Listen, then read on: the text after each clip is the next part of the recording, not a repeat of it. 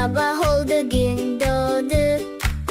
Leo tamirhaneyi açtı. Aletleri hazır, işi çok.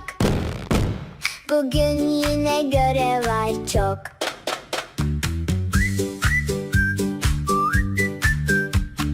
Çöp kamyonu arızalandı.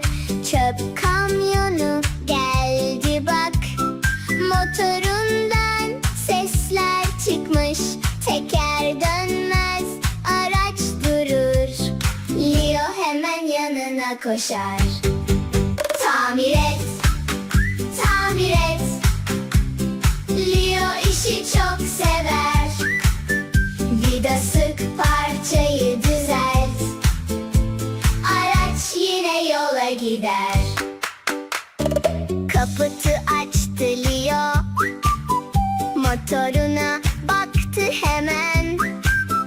Kabloları kontrol etti. Arızayı buldum dedi neşeyle. Tekerlekte sorun varmış. Hava biraz azalmış. Pompayı aldı Leo. Lastik hemen şişmiş. Tamir et, tamir et. Leo işi çok sever. Vida sık, parçayı düzelt.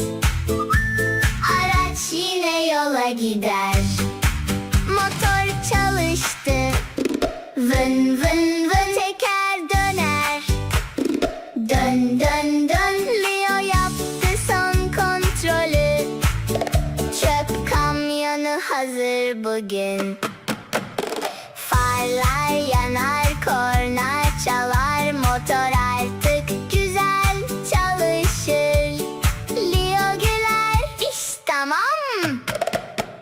Kamyon yola çıkar hemen. Tamir et, tamir et.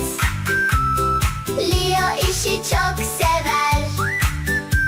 Çöp kamyonu hazır artık. Yeni görev onu bekler. Tamirhane